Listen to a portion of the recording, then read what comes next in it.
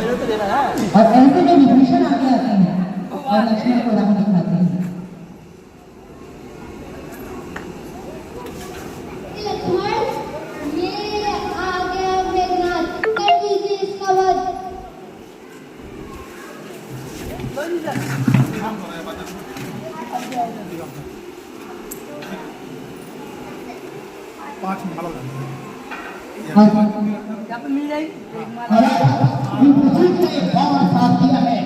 ऐसा कहा कि भगवान विष्णु को पास में बांध देगा और जब वो पास निकलता है तो लक्ष्मण जी को शक्ति लग जाती है और शक्ति लगते ही लक्ष्मण जी मूर्छित हो पड़े हैं।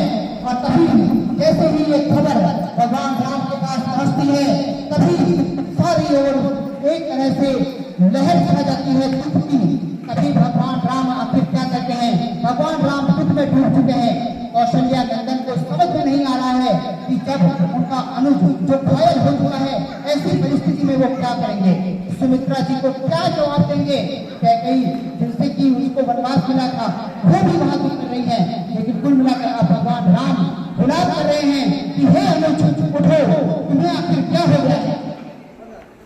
हे लक्ष्मण तुम्हें क्या हो गया भाई, क्या हो गया तुम्हें। जांगन जी आप कुछ कहिए।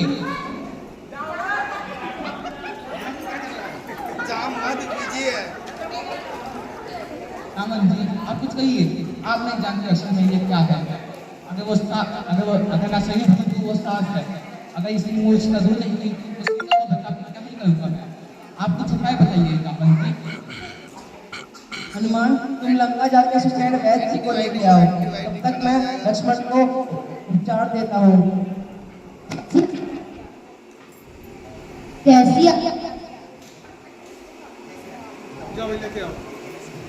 लक्ष्मण जी को शक्ति लगती है।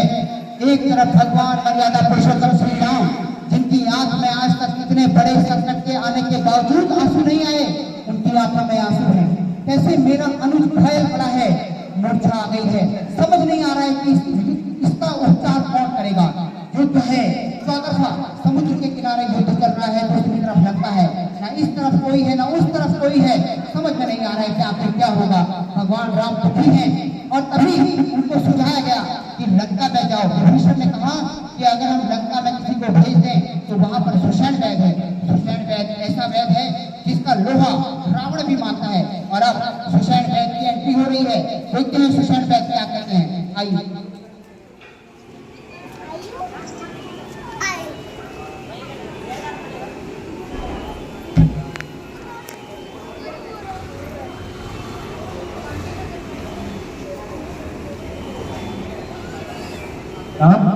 वीर गति से सलाम होने वाले लोग उन्हें मृत्युदंड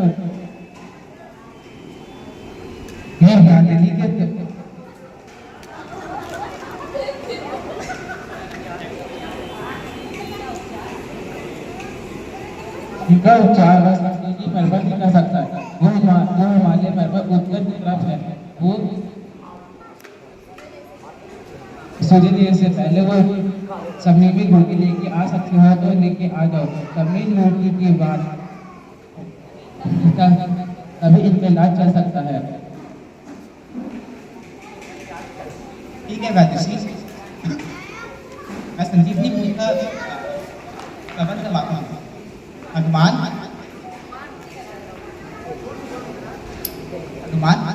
तुम संजीवनी बूटी आ सकते हो क्या? कैसे क्या क्या मंगल गगन में मंगल ही करते मंगलमय हनुमान। प्रभु मेरे रहते आपकी आंखों में आंसू अच्छे नहीं लगते। मैं यूं गया और यूं आया।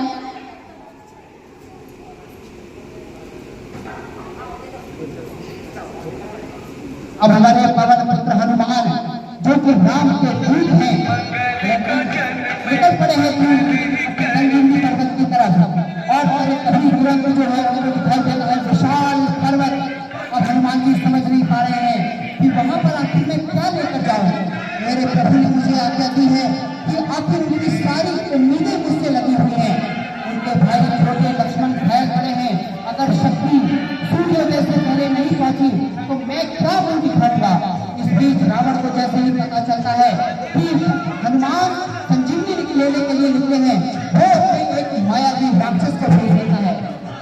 राक्षस ऐसा रूप धारण करता है, साधु का रूप धारण करके बुलाता है। समझ जाते हैं उनके अंदर भगवान राम से प्रेरणा आती है, वो उसका वध करते हैं और उसके बाद निकल पड़ते हैं संजीवनी के लिए।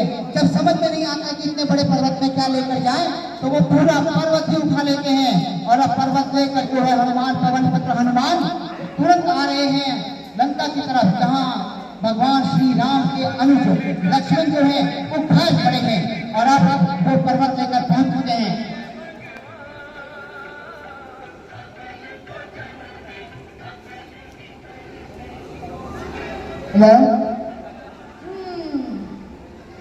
धरती की पहचान करना तो मुश्किल है, क्यों ना मैं पूरी पर्वत ही उठा लूं।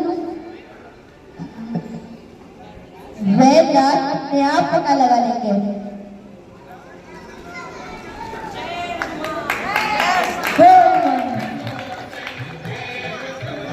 श्री राम।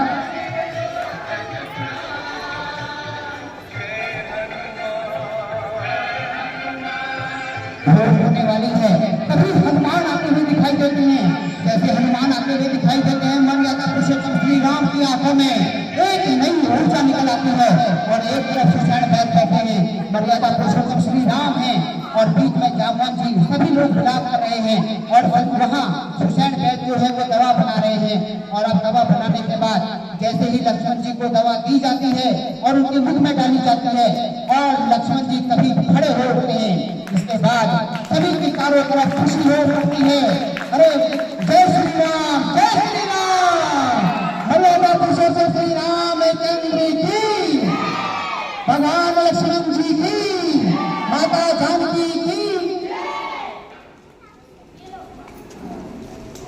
हाँ गोविंद जी, मैं आज इसे नहीं छोड़ूंगा।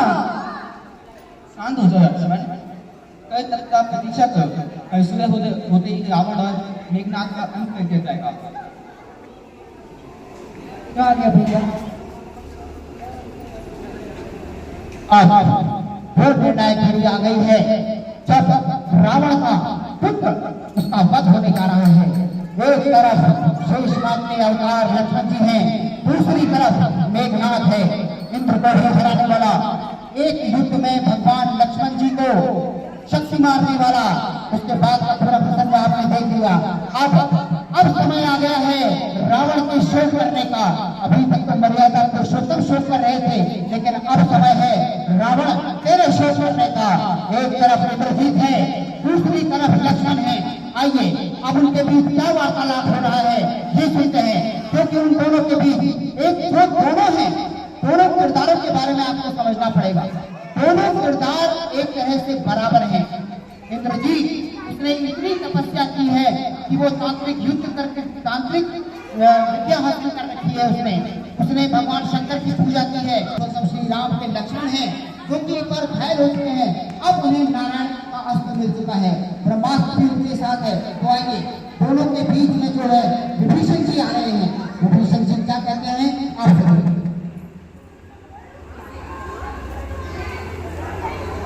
लक्ष्मण, ये रहा मेघनाथ, कर दीजिए इसका वध। हे राक्षस कुमार, मैं तुझे युद्ध के लिए ललकार रहा हूँ, अपने अस्त्र उठा और सावधान हो जा। अवश्य लक्ष्मण, तू 2 दिनों से मेरे हाथों से बच रहा है, परंतु तू यहाँ से आज वापस नहीं जाएगा।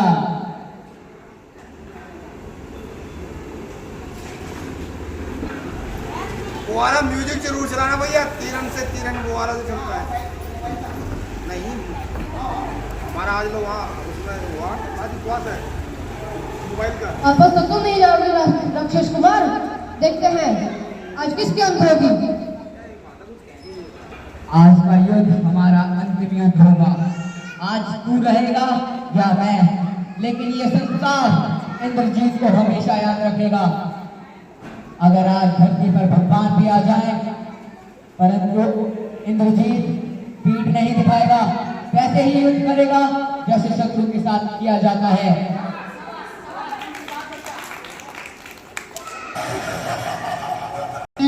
नारायण अस्त्र निकाल लिया है।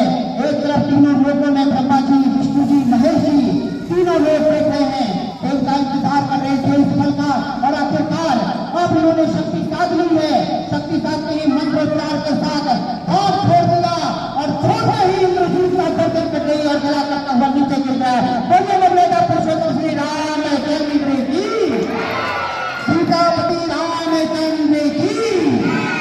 इंद्रजीत का वध हो गया है। अब चारों तरफ हाहाकार है, राक्षसी सेना बता गई है, पूरा सब तरह का जाए। ऐसी स्थिति में जैसे ही रावण को समाचार मिलता है, रावण शोक में आ जाता है कि आखिर मेरा पुत्र जिसको कोई नहीं हरा सकता था, जिसने इंद्र को हराया था, तीनों लोगों के देवता जिससे काफी हैं, आखिर उसका वध कैसे हो सकता है। अभी भी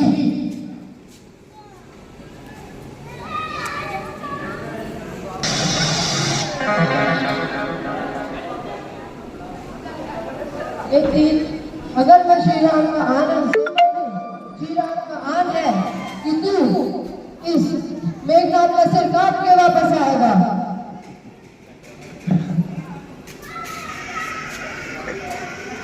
हवेली अपने साथ रखो। पहाड़ का गुस्सा आया अपने पास। मर्यादा पुरुषोत्तम श्री रामचंद्र की थोड़ा ध्यान पाएंगे। एक बार फिर से बोल दीजिए के दरबार की। और अब समाचार पहुंच गया है रावण का। रावण क्रोध में भी है, शोक में भी है। उसकी समझ में नहीं आ रहा है कि एक तरफ पुत्र विलाप करे या दूसरी तरफ सेना खड़ी है उसके दरवाजे के बाहर, मर्यादा पुरुषोत्तम श्री राम। और अब अभी जो है एक तरफ रावण तैयारी कर रहा है, महादेव की पूजा कर रहा है। महादेव का अनन्य भक्त रावण उनके पास जाता है आशीर्वाद लेने के लिए, लेकिन तभी देखता है कि मंदिर में दीपक बुझ चुका है और आज तो महादेव भी उससे जुड़ गए हैं। और अब मर्यादा पुरुषोत्तम श्री राम कभी विभीषण जी वहां से जाते हैं कि एक तरफ रावण आ चुका है युद्ध के लिए, दूसरी तरफ राम आ चुके हैं, दोनों के बीच में युद्ध चल रहा है। तभी विभीषण जी एक सुझाव देते हैं, शंखनाद हो रहा है युद्ध का शंखनाद हो रहा है, युद्ध शुरू हो चुका है।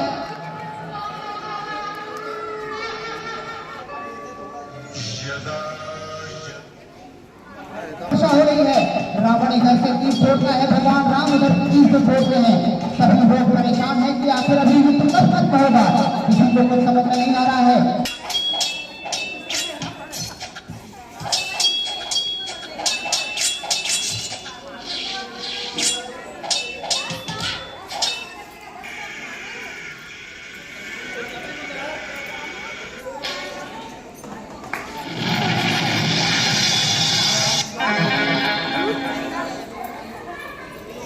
कई कोशिशों के बाद भी श्री राम रावण को मार नहीं पा रहे थे, क्योंकि रावण तो शक्तिमान था। तो ऐसे में विभीषण को आगे आना पड़ा रावण का राज बताने। अमृत कलश है, आपको इसे फेंकना होगा, तभी रावण का वध होगा। मर्यादा पुरुषोत्तम श्री रामचंद्र की।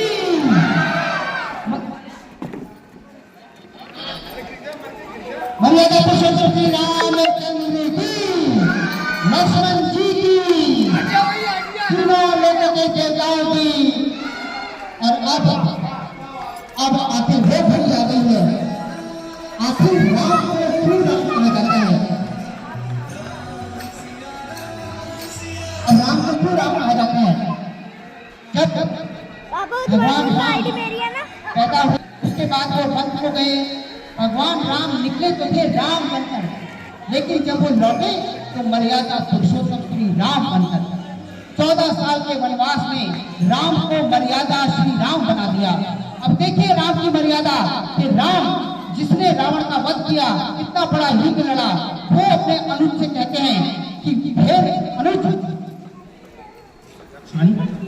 रावण के पास जाके ज्ञान है क्या होगा? क्या आ गया भैया?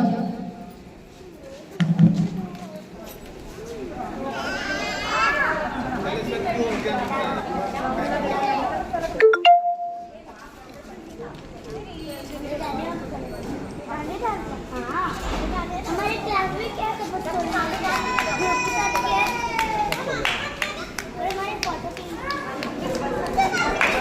भाई चुगली चल रही है। और अब जो है यहाँ पर लक्ष्मण ने ज्ञान भी ले लिया है, ज्ञान हासिल कर लिया है। अब इसके बाद जो है मर्यादा पुरुषोत्तम श्री राम ने रावण को भी मार दिया है और अब इसके बाद राम जो है इसी के साथ बोलिए मर्यादा पुरुषोत्तम श्री रामचंद्र की।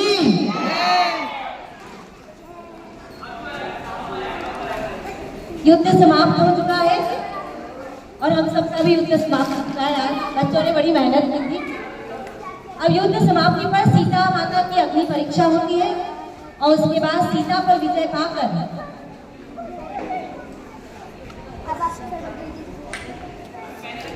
रावण पर विजय पाकर माता सीता को लंका से प्रभु श्री राम वानर सेना के साथ पुष्पक विमान पर बैठकर अयोध्या जाते हैं।